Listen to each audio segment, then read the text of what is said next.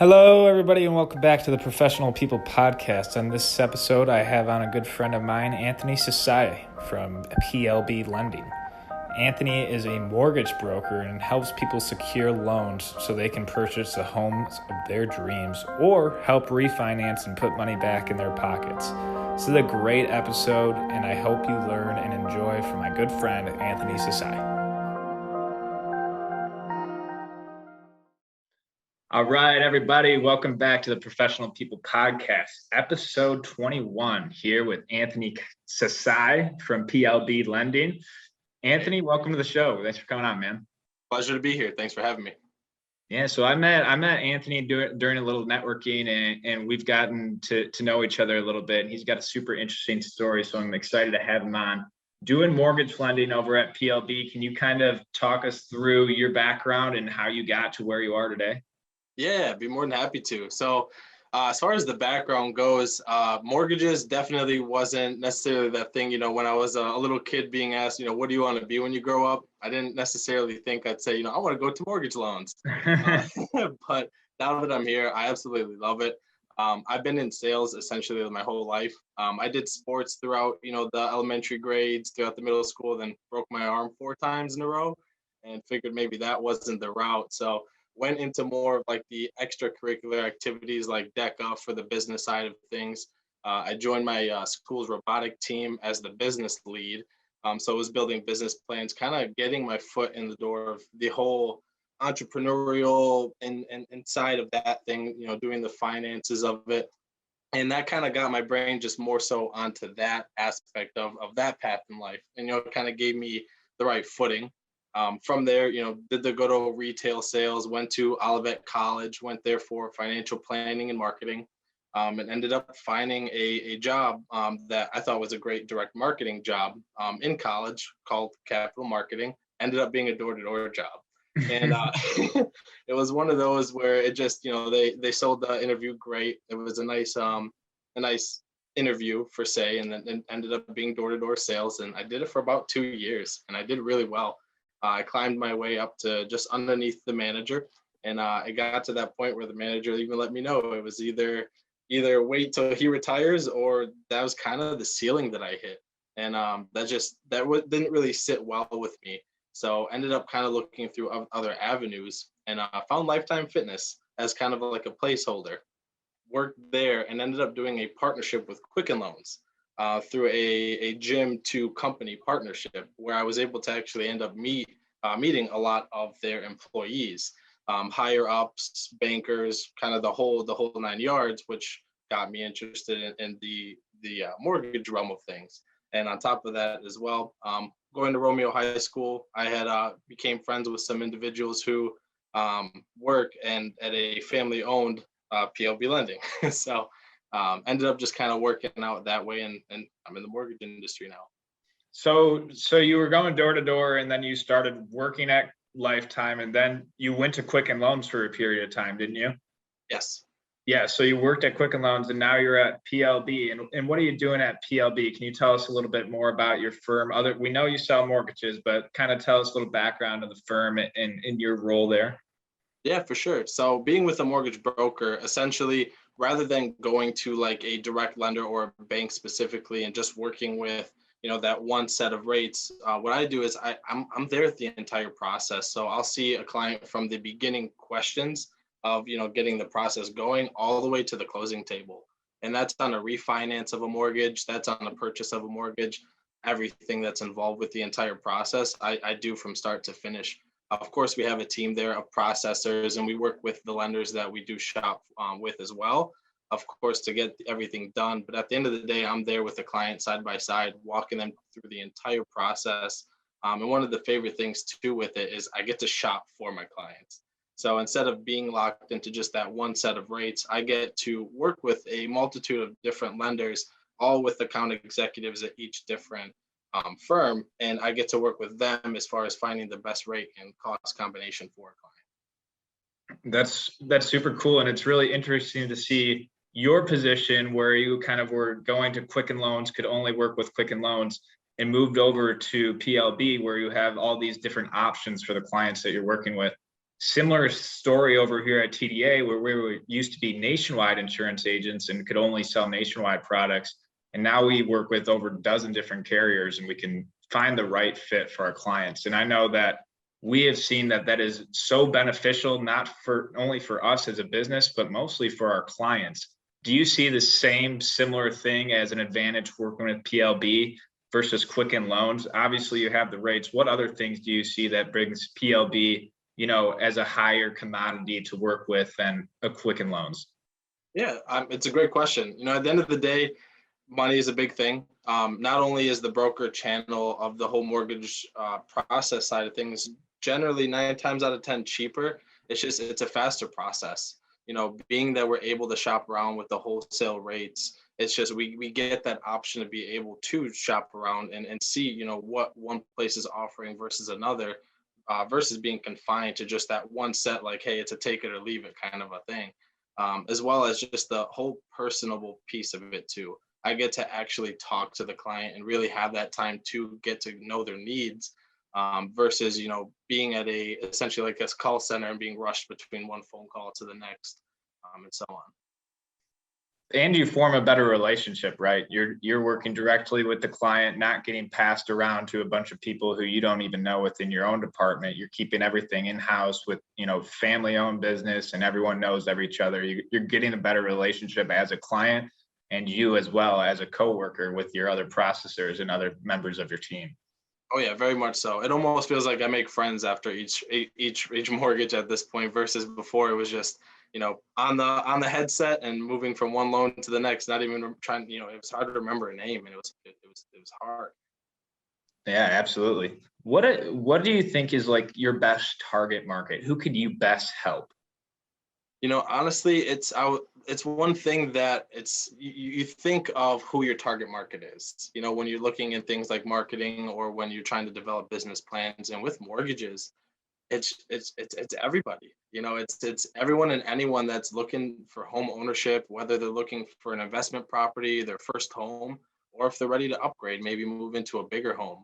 I've seen every realm of different type of demographic. Even personally, I've helped out individuals just out of college buying a first home, or I've helped out seniors downsize from a bigger home to a smaller home. So it's really all across the board. Just at the end of the day, it's just whoever's really ready and excited to get something going. That's awesome. One question I did have is, what is one piece of information that you feel like everyone should know about the mortgage process, but in your experience, you found that most don't? Another great question. One thing I've really noticed, especially from just the beginning of learning the mortgage industry, the history of it, and now, is there's essentially maybe a taboo or something that it's scary. I think maybe it's the lack of knowledge of the overall process from start to finish. But a lot of people think that a mortgage is a very scary thing, but it can be used as such a great financial tool, whether it's used, whether you're accessing equity, or, you're paying yourself equity every single month versus rent. So for me, really, the biggest thing that I would wish more people just knew is that it is a very safe process from start to finish, especially when you have a broker by your side taking you through every single step, explaining everything along the way. All right, can you kind of go through that mortgage process for those who haven't gone through it and may not know what it looks like, so they can have a better understanding? Yeah, absolutely. So to begin the process, it's generally going to be a conversation, just quick and easy, really just trying to figure out exactly what that financial goal of the client is, to make sure obviously that that's what we're accomplishing, whether it's to save money monthly, lower the rate, cash out for a refinance, or if it's, a pre-approval for a purchase. Figuring out what that goal is, then getting into more of like the funnel paperwork side of things, where we're gathering the financial documents, all of the qualification documents. So whether that's a mortgage statement, homeowners declaration page for the good old homeowners insurance, as I'm There sure you go. and just the financial documents, W-2s or 1040s, business tax returns if you're self-employed, whatever those documents are supposed to be. I, of course, will let a client know every single one that's needed, get those together, and then just make sure the qualification's there. Because at the end of the day, of course, don't want to put hopes up for a client if they're not going to qualify, and of course, don't want to waste their time or mine. And going from there, we're going to, of course, make sure that everything is set, given the processing, have a second set of eyes look at it, crossing the T's, dotting the I's. And then from that point, of course, making sure the client likes all the numbers and going into underwriting of the lender chosen. Now, underwriting is going to, again, take another look at all of these documents, another set of eyes, making sure that everything is good to go. And then we get it clear to close. And if it's a refinance, we're just setting a closing of the title company and, getting that done. Whether an appraisal is needed or not might be something that's scheduled in the meantime. But with refinances, generally, if it's not a cash out, it's been pretty prevalent to get an appraisal waiver nowadays, just depending on the situation per situation basis. But from there, closing for a refinance happens, or if it's a purchase, of course, you get the pre-approval and the house shopping happens. And that really just depends on if someone finds a house quickly or if they don't.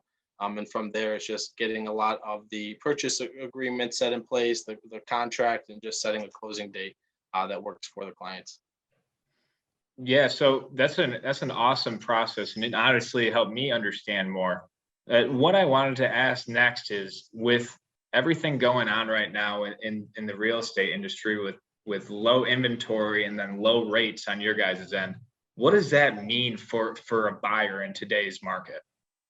So it's different. We're seeing a market right now where a house gets put out for sale and it has offers within its first 24 hours. So it definitely adds a higher sense of urgency to everything, especially here on our end. We already had speed as such a focus on our craft of what we do, but now it's so much more critical to have a fast process, because that could be the difference of you having a home or not. I've worked with clients that loved a specific home, but maybe waited a day or two to get the pre-approval and looked for the house versus the pre-approval first, and didn't get to put an offer on it. That got accepted because they didn't have a pre-approval versus maybe another offer that did.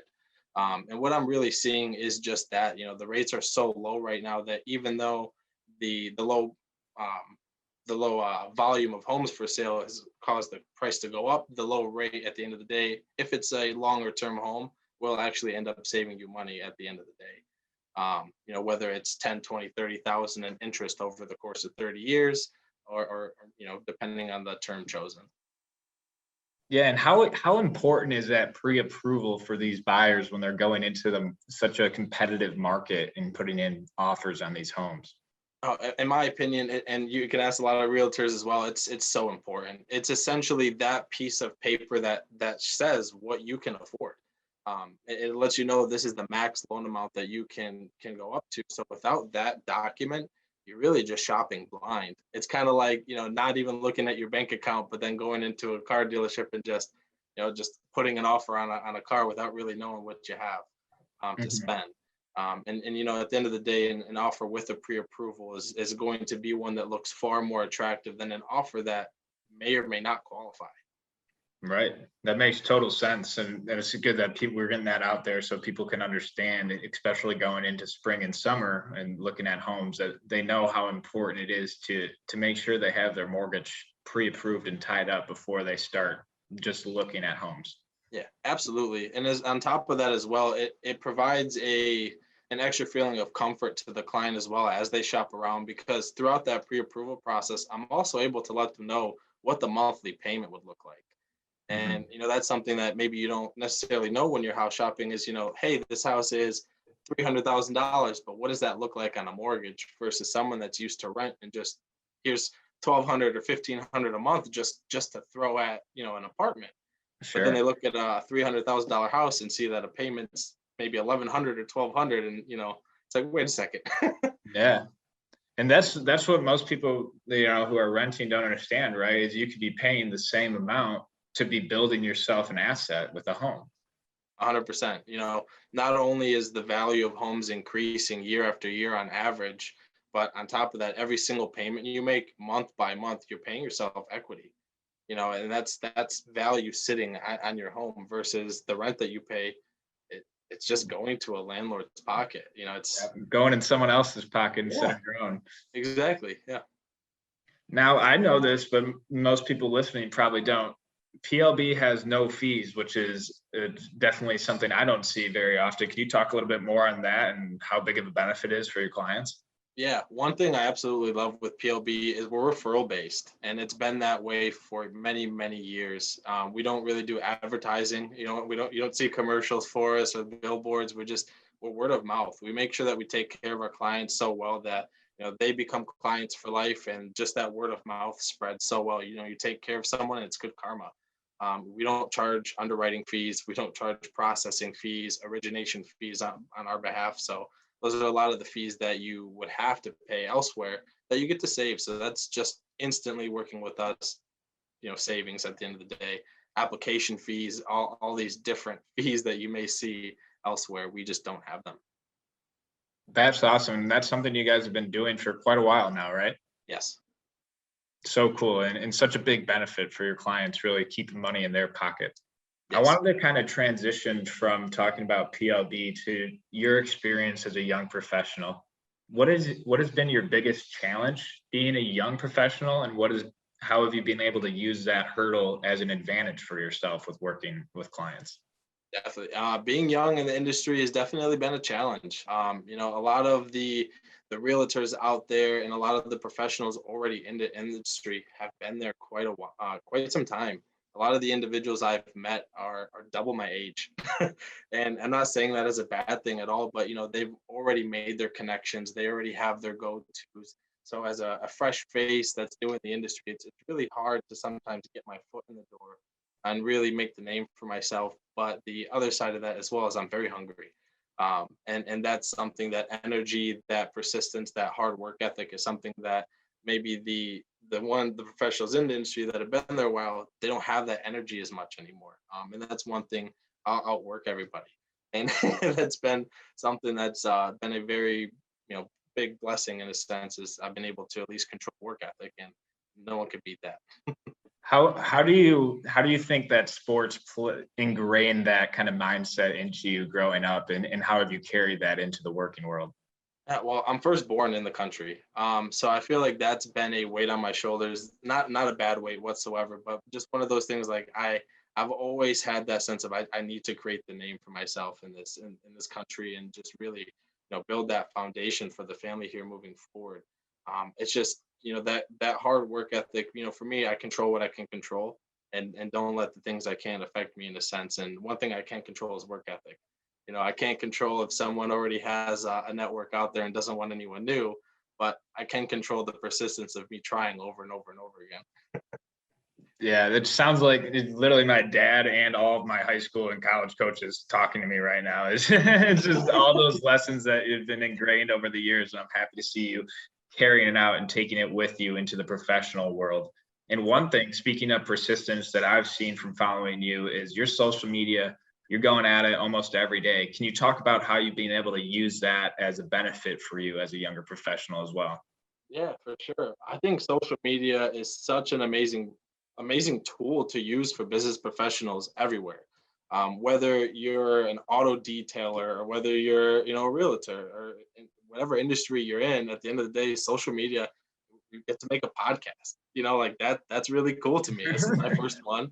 I get to, post this out there, and it's content for people to see.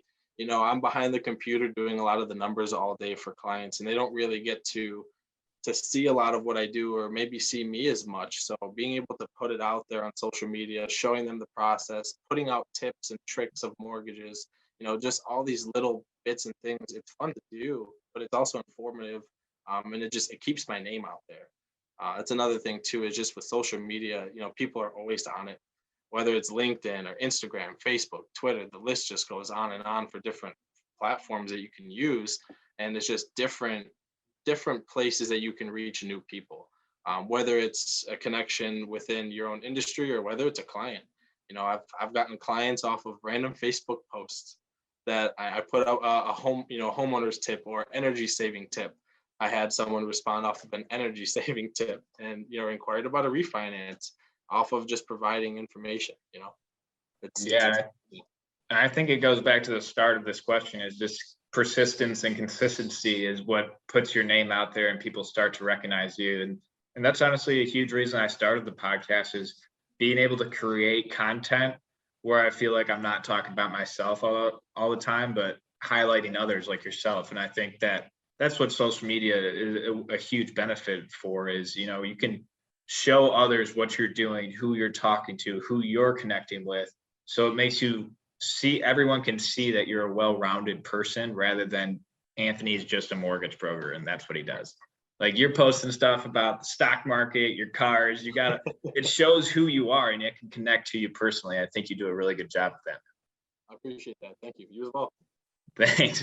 And it's since I brought it up, I know that you're a big stock market guy. How did you kind of learn the ropes? And for those who maybe want to start investing on their own, how did you kind of get the knowledge you needed to feel confident in playing around in the stock market? For sure. I love stocks, and I know you know that I post about it all the time. I love giving people the information. You know, I spend a lot of time researching companies. You know, I've taken a lot of information from Warren Buffett. You know, those individuals that are qualified to give you information, take it. You know, you don't ask a brain surgeon to fix a car, and you don't ask a mechanic to do your brain surgery, right? Kind of a similar thing. But I've started since I was 16 through my dad's stock account. He got me into it at a very young age. It was something he wished he started when he was younger.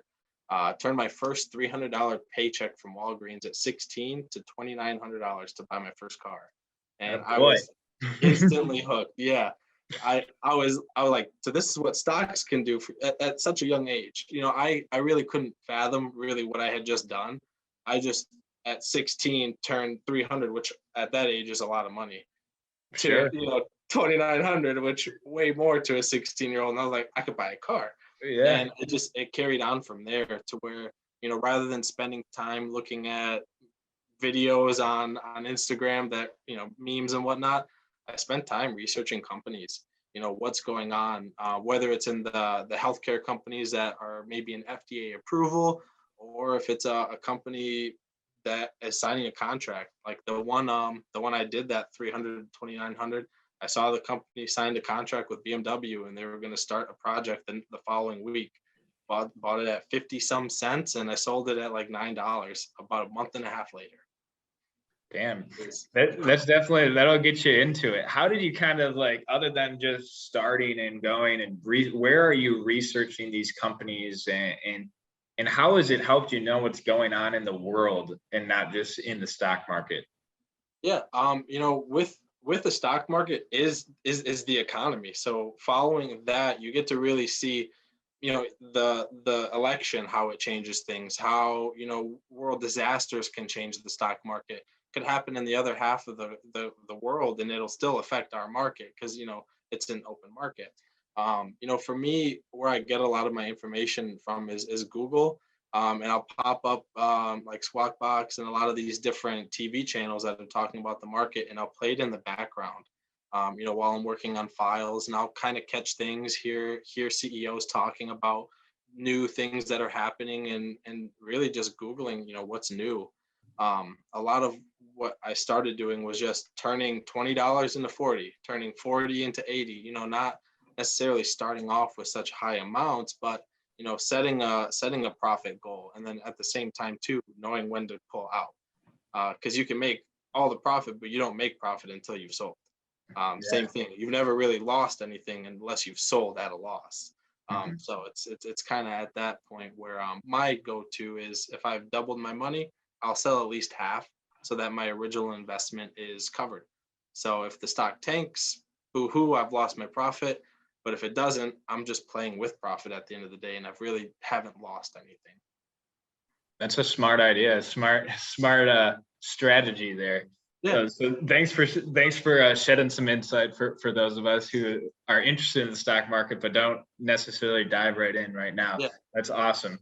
Is there anything else we didn't cover PLB wise or mortgage wise that you want to share with the listeners? I mean, at the end of the day, of course, I'm biased, but I have to say the broker route is the better route to go at the end of the day. Even if it's just asking about the process, you know, information is free. I want everyone to understand the process as well as possible. And I'm willing to give as much of my time as necessary to do that.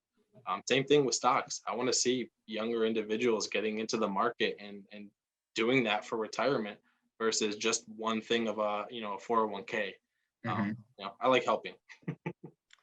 We can tell with your stories here, and I think from me knowing you personally, you're nothing but a genuine helping hand and a great guy. And if people want to reach out to you to be able to get in contact with you for this kind of stuff, where can they reach you at best? My cell phone number is my personal number. You can call and text me. It's 586-610-4905.